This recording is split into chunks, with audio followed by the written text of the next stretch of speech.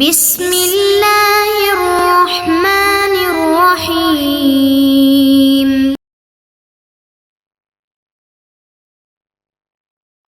اعوذ باللہ من الشیطان الرجیم، بسم اللہ الرحمن الرحیم وبہ نستعین۔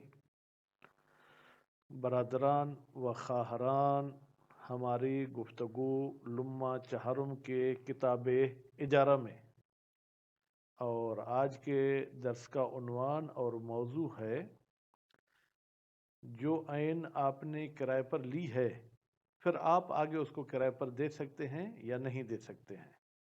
مثلا میں نے ایک گھر کرائے پر لیا، اب میں وہی گھر کسی اور کو کرائے پر دے سکتا ہوں یا نہیں، یا میں نے کوئی گاڑی کرائے پر لی ہے، اب وہ گاڑی پھر میں کسی اور کو کرائے پر دے سکتا ہوں یا نہیں۔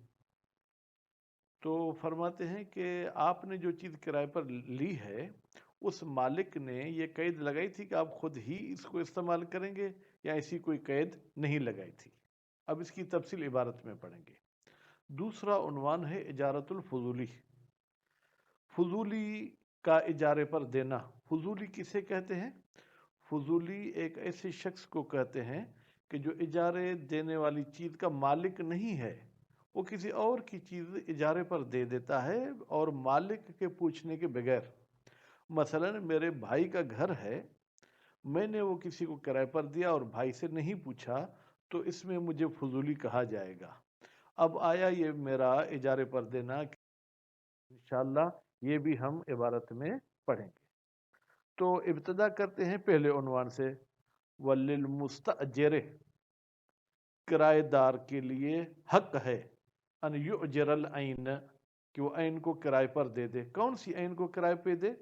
التی استاجرہا، وہ عین کہ جس کو اس نے خود کرائے پر لیا ہوا ہے۔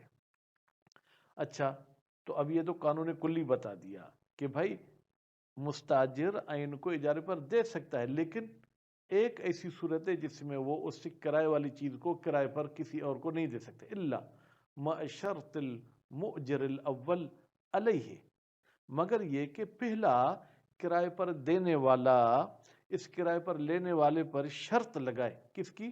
استیفاء المنفعت بنفسہ، کہ بھائی میں تمہیں یہ گاڑی دے رہا ہوں کرائے پر، لیکن تم خود ہی اس کو استعمال کرو گے، یعنی کسی اور کو استعمال کرنے نہیں دو گے۔ یا میں کہتا ہوں کہ بھائی میں آپ کو اپنا گھر کرائے پر دے رہا ہوں، لیکن اس میں رہائش صرف آپ کو کرنی پڑے گی، کسی اور کو نہیں کرنی پڑے گی۔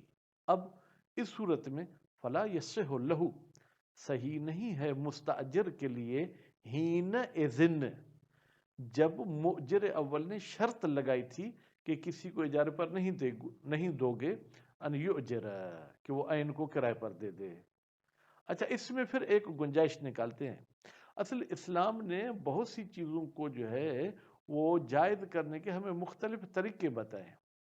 مجھے اس نے گاڑی دی اور کہا کہ آپ ہی گاڑی چلاؤ گے، کسی اور کو نہیں دو گے، تو ان یشترط المستاجر الاول، میں نے جو کرائے پر گاڑی دی تھی زید کو، ٹھیک ہے، وہ شرط کرتا ہے خالد کو، الثانی دوسرے کو، یعنی جو دوسرا کرائے پر لینا چاہتے، استیفاء المنفعت لہو، کہ بھائی میں یہ گاڑی تو چلاؤں گا تمہارے لیے، لیکن بے نفسی، ڈرائیورنگ میں خود کروں گا، تمہیں ڈرائیورنگ کے لیے نہیں دوں گا۔ وَيَصِحُ، تو صحیح ہے، ان یؤجر، کہ مستاجر اول یہ چیز کرائے پر دے دے، ایزن، جیسے مالک کے منع نہ کرنے کی صورت میں اجارے پر دے سکتا تھا تو یہاں پر بھی دے سکتا ہے۔ لعدم منافاتہا، اس لیے کہ یہ اجارے پر دینا کوئی ٹکراؤ نہیں رکھتا، لشرط المؤجر الاول، پہلے مؤجر کی شرط کے ساتھ۔ کیوں؟ پہلے مؤجر نے شرط لگائی تھی کہ آپ خود استفادہ کرو گے، فإن استیفاء المنفعت بنفسہ، بتحقیق منفعت کا حاصل کرنا خود مستاجر اول کے لیے اعم، یہ اعم ہے، من استیفائها لنفسہ، کہ وہ منفعت حاصل کرتے خود اپنے لیے، والا تقدیر جواز ایجارہ لغیرہ، اور یہ اعم ہے، اس فرض کو بھی شامل ہو جاتا ہے کہ جائز ہے کہ یہ جو ہے جناب اس چیز کو کرائے پر دے دے اپنے غیر کو، یعنی کیا؟ یعنی چلائے گا خود، منفعت اپنے لیے بھی حاصل کر سکتا ہے کسی اور کے لیے بھی یہ منفعت حاصل کرنا چاہے تو کر سکتا ہے۔ اب چلتے ہیں اصل بحث کی طرف کہ کرایہ دار عین کو کسی اور کو دے سکتا ہے، تو جب یہ میری گاڑی کسی دوسرے بندے کے حوالے کرے گا تو کیا مجھ سے اجازت لینا ضروری ہے، یا میری اجازت کے بغیر گاڑی اس دوسری پارٹی کو دے دے؟ حل یہ توقف ہو تسلیم العین، کیا عین کا حوالے کرنا اس مستاجر ثانی کو متوقف ہے علی اذن مالک العین، عین کے مالک کی اذن پر؟ قیل نعم، تو ایک قول ہے کہتے جی ہاں بھائی، آپ نے گاڑی لی ہے تو آپ اب کسی اور کے حوالے گاڑی کریں گے تو مالک سے اجازت لینی پڑے گی۔ کیوں؟ اذ لا یلزم، اسی لیے لازم نہیں آتا من حقاق ہی، ہم جو کہتے ہیں کہ مستاجر اول حقدار ہے کس کا؟ استفاء المنفعہ، کہ وہ اس گاڑی سے منفعت حاصل کرے، والاذن لہو فی التسلم، اور اذن بھی ہے، اجازت بھی ہے اس مستاجر اول کو فی التسلم کہ وہ گاڑی خود لے مجھ سے۔ اس چیز سے لازم نہیں آتا جواز و تسلیم العین لغیرہ، کہ یہ عین کسی غیر کو دے دے۔ اچھا اگر دی تو کیا ہوگا؟ فیضمنو، نتیجے میں یہ مستاجر اول ضامن ہوگا، لو سلم العین، اگر اس نے عین دے دی دوسرے مستاجر کو بغیر اذن، بغیر اذن کے۔ یہ تو ایک قول تھا۔ وقیل، اور دوسرا قول، قیل کہا گیا ہے، اس کا قائل معلوم نہیں ہے، اگر معلوم کریں گے تو پھر لمبی چوڑی تفصیل میں ہم چلے جائیں گے۔ یجوز تسلیمھا، جائز ہے عین کو حوالے کرنا دوسرے مستاجر کے، من غیر ضمان، بغیر ضمانت کے، یعنی اگر کل عین میں کچھ فالٹ بھی آ گیا تو مستاجر اول ضامن نہیں ہوگا۔ کیوں؟ لأن القبض، اس لیے کہ جب آپ قبض کی اجازت دیتے ہیں، من ضرورات الاجارہ للعین، بھائی آپ نے کیا کہا کہ آپ عین کو اجارے پر دے سکتے ہو، جب عین کو اجارے پر دے سکتا ہوں تو اس اجارے کی ضروریات میں سے یہ ہے کہ میں کسی اور کو جو ہے کیا ہے یہ چیز قبضے میں بھی دے دوں۔ وقد حکم بجواز الاجارت، جب آپ نے اجارے کے جواز کا حکم لگایا اور اجازت دی تو اس کا مطلب یہ ہے کہ قبض کرانے کی بھی اجازت ہو گئی، قبض کرانا بھی جائز ہے۔ والاذن فی الشیء اذن فی لوازمہ، جب آپ کسی چیز کی اذن دیتے ہیں تو اس چیز کے لوازمات کی بھی اذن دے دیتے ہیں۔ مثلا میں نے آپ کو ایک گلاس میں پانی دیا کہ آپ پانی پئیں، جب میں نے پانی پینے کی اجازت دی ہے تو اس کا مطلب یہ ہے کہ آپ گلاس کو اپنے ہاتھ میں بھی اٹھا سکتے ہیں، گلاس کو اپنے ہونٹوں پر بھی رکھ سکتے ہیں، حالانکہ میں نے گلاس کے اٹھانے کی اجازت نہیں دی، ہونٹوں پہ لگانے کی اجازت نہیں دی، لیکن پانی پینے کی اجازت دی، تو اس کے جو بھی لوازمات ہوں گے ان کی بھی اجازت ہو گئی۔ وہذا هو الذی رجحہ المصنف، ھذا یعنی یہ جو دوسرے کیل والا قول ہے، یعنی بغیر ضمانت کے قبض کرا سکتا ہے، اس قول کو ترجیح دی ہے مصنف صاحب نے فی بعض حواشی ہے، اپنے کچھ حواشی میں۔ حاشیہ کسے کہتے ہیں؟ حاشیہ اس تحریر کو کہتے ہیں جو مستقل کتاب کی صورت میں نہ ہو، کوئی اور کتاب ہو لیکن اس پر آپ کوئی وضاحت لکھنا چاہتے ہیں، اس پر کوئی نوٹ لگانا چاہتے ہیں تو اس کو حاشیہ بولتے ہیں۔ حاشیہ کی جمع حواشی ہے۔ وفیہ قوتٌ، شہید ثانی بھی فرماتا ہے کہ اس قول کیل میں قوت ہے، یعنی یہ مضبوط قول ہے۔ وَيُؤَيِّدُهُ، بھائی ہم تو قرآن اور سنت سے احکام لیتے ہیں، اب یہ جو آپ کہتے ہیں کہ جائز ہے یہ عین کسی کے حوالے کر دیں، اس کی تائید کہتے ہیں صحیحۃ علی ابن جعفر عن اخیہ، روایت صحیحہ نقل کی ہے جناب علی نے جو بیٹا ہے چھٹے امام کا، وہ روایت کس سے نقل کیا؟ اپنے بھائی سے، علیہما سلام۔ اب یہاں پر عین لکھا ہوا ہے، علیہما کا ضمیر کہاں جائے گا؟ یعنی چھٹے امام کی طرف اور ساتویں امام کی طرف، یہ راوی جو علی ہے اس کی طرف ہم علیہ السلام کا لفظ نہیں کہیں گے۔ فی عدم زمان دابہ، اچھا وہ روایت صحیحہ کس کے بارے میں ہے؟ وہ اس کے بارے میں ہے کہ اگر آپ کوئی جانور کرائے پر لے کر کسی اور کے حوالے کر دیتے ہیں تو اس جانور کے آپ ضامن نہیں ہیں۔ فی عدم زمان دابہ، جانور کی ضمانت نہیں ہوگی۔ کون سا جانور؟ المستاجرت، جس کو کرائے پر لیا گیا تھا، بتسلیم الی الغیر، اگر پہلے مستاجر نے وہ کسی اور کے حوالے کر دیا. اچھا ایک تو یہ روایت ہے وہ غیرہا اولا. اب بظاہر عبارت میں اشتباہ ہو رہا ہے کہ غیرہا کی ضمیر صحیحہ کی طرف جائے گی، حالانکہ صحیحہ کی طرف نہیں جائے گی، یہ دابہ کی طرف پلٹا ہے. وغیرہ اولا بھائی جانور سانس والی چیز ہے، جانور جو ہے کیا ہے چلنے پھرنے والی چیز ہے، جب اس کو آپ بغیر اجازت کے کسی کے حوالے کر دیتے تو غیر جانور کو بطریقہ اولا کسی کے حوالے کر سکتے ہیں. جب جانور میں ضمانت نہیں ہے تو غیر جانور میں بطریقہ اولا ضمانت نہیں ہوگی. اب چلتے ہیں دوسرے عنوان کی طرف. ولو آجر الفضولی، اگر فضولی نے اجارے پر دے دی کوئی چیز، فالاقرب الوقوف علی الاجازت، تو قول قریب تر یہ ہے کہ یہ معاملہ باطل نہیں ہوگا بلکہ یہ معاملہ متوقف ہوگا مالک کی اجازت پر، یعنی جو اصل اس چیز کا مالک ہے جو کرائے پر دی گئی ہے. اگر وہ اجازت دیتا ہے تو یہ معاملہ صحیح ہے، اگر وہ اجازت نہیں دیتا تو یہ معاملہ باطل ہو جائے گا. نتیجے میں ہم فقہی زبان میں عقد فضولی کو عقد متزلزل بھی کہہ سکتے ہیں، یعنی ڈگمگاتا ہے، ہو سکتا ہے صحیح ہو جائے، ہو سکتا ہے کہ صحیح نہ ہو.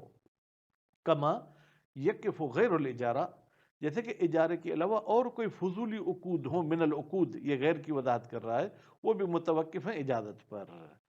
وخصھا بالخلاف، اب یہاں پر ایک اعتراض مقدر ہے.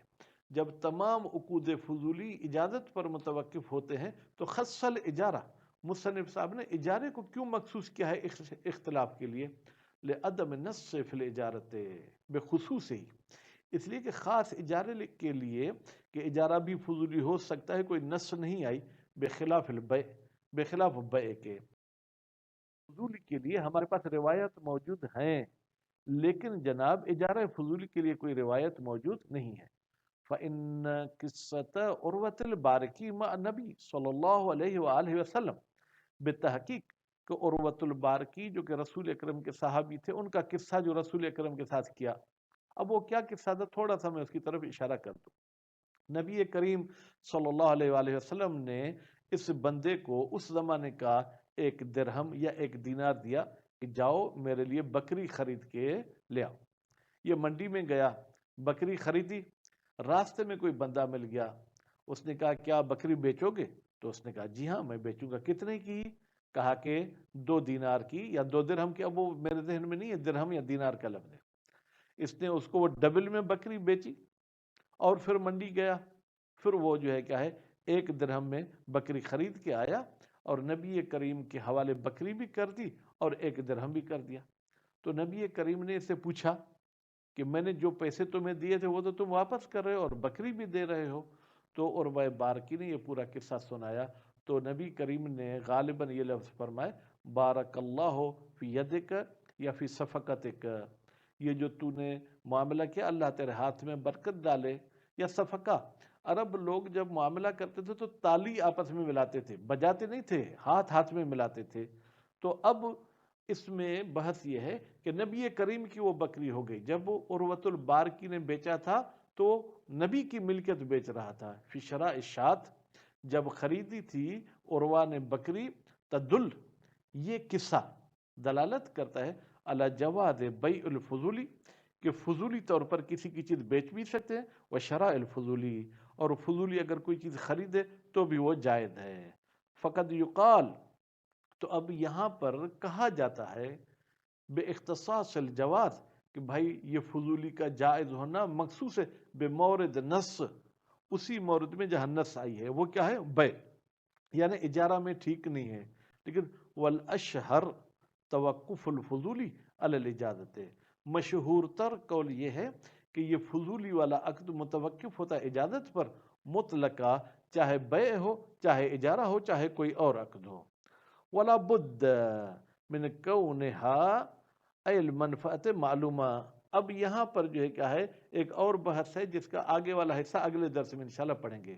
ضروری ہے کہ جو منفعت آپ دے رہے ہیں کرائے پر، جس منفعت کے لیے وہ معلوم ہونی چاہیے، اما بالزمان، یا تو زمانے کے لحاظ سے کہ بھائی گھر کتنے عرصے کے لیے کرائے پر ہے، فیما، یہ زمانے کے ذریعے معین کریں گے اس منفعت کو، لا یمکن ضبطہ الا بالزمان، جس منفعت کا ضبط کرنا، جس کو جو ہے محدود کرنا زمانے کے علاوہ ممکن نہیں، کا سکنا جیسے رہائش ہے، والارضاء، یا آپ دودھ پلانے کے لیے کسی دایا کو لے آتے ہیں کہ آپ چل کے میرے بچے کو دودھ پلائیں، وَإِمَّا بالزمان اور بالمسافت، یا کچھ ایسے منفعتیں ہوتی ہیں جس کو زمانے کے ساتھ بھی آپ ضبط کر سکتے ہیں اور ناپنے کے ذریعے بھی ضبط کر سکتے ہیں۔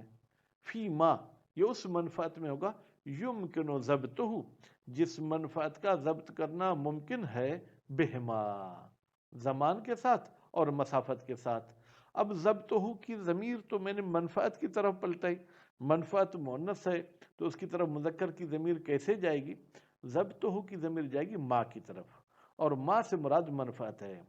اچھا، وہ کون سا کام ہے جو زمان اور مسافت کے ذریعے طے کیا جاتا ہے؟ کرکوب، جیسے سوار ہونا۔ میں آپ سے گاڑی کرائے پر لیتا ہوں، یا کہتا ہوں ایک دن کے لیے مجھے دے دیں، یا کہتا ہوں بھائی حیدرآباد سے لاہور تک مجھے گاڑی دے دیں۔ فَإِنَّهُ يُمْكِنُ ضبط رکوب، بتحقیق رکوب کو ضبط کرنا ممکن ہے زمان کے ذریعے، کرکوب شہر، مثلا ایک مہینے کے لیے تم سوار ہو سکتے ہو، وہ بالمسافت ہے، یا ناپ اور پیمائش کے ذریعے دے سکتے ہیں، کرکوب الی البلد المعین، یہاں بلد سے مراد شہر ہے، مثلا آپ میری گاڑی پہ فلاں معین شہر تک، لاہور تک جا سکتے ہیں۔ وَإِمَّا بِهِ أَوْ بِالْعَمَلِ، یا کچھ ایسے کام ہوتے ہیں، کچھ ایسی منفعتیں ہوتی ہیں جو زمانے کے ساتھ بھی طے کی جا سکتی ہیں اور عمل کے ذریعے، کام کے ذریعے بھی طے کی جا سکتی ہیں، کہ استئجار الآدمی، مثلا آپ کسی آدمی کو مزدوری پر لے آتے ہیں، لعمل، کسی کام کے لیے، کل خیاطت، مثلا سلائی کے لیے، فَإِنَّهُ يُمْكِنُ ضَبْطُهُ، بتحقیق اس خیاطت کو ضبط کرنا ممکن ہے، بزمان، مثلا آپ کہتے ہیں بھائی ایک مہینے تک آپ میرے دکان میں بیٹھ کے سلائی کا کام کرتے رہیں گے، اب اس میں کتنے جوڑے سی سکتے ہو وہ اس کا مسئلہ ہے، ہم جوڑوں کی قید نہیں لگاتے، کہ خیاطت شہر، مثلا ایک مہینے کے سلائی کا کام کرو گے، وہ بالعمل، یا کبھی ہم اس کو مزدوری پر لے آتے، بھائی یہ 10 جوڑے ہمیں سی کے دو، یا 10 نہیں، کہ خیاطت ھذا ثوب، مثلا یہ کپڑا ہمیں سی کر دو۔ تو اب یہاں پر اس میں کتنا ٹائم لگے گا، ٹائم کے ساتھ ہمارا کوئی تعلق نہیں ہے، ہم نے اس کو جو ہے کیا، وہ کپڑا معین کر کے دیا ہے۔ تو آج کے درس کا خلاصہ یہ ہوا کہ جو آپ نے عین کرائے پر لی ہے وہ کسی اور کو کرائے پر دے سکتے ہیں، مگر یہ کہ مالک منع کرے۔ اور دوسری بات یہ کہ جب آپ دوسرے کو دے رہے ہیں، دوسرے کو قبض کرا رہے ہیں، تو اس میں مالک کی اذن ہونی چاہیے، یعنی اس میں 2 قول تھے۔ اور آخری بات یہ کہ منفعت کو کیسے معین کیا جاتا ہے، ہم نے اس کے 3 طریقے بتائے، کہ یا زمان کے ذریعے، یا مسافت کے ذریعے، یا عمل کے ذریعے، یا زمان مسافت کے ساتھ بھی جمع ہو سکتا ہے، عمل کے ساتھ بھی جمع ہو سکتا ہے۔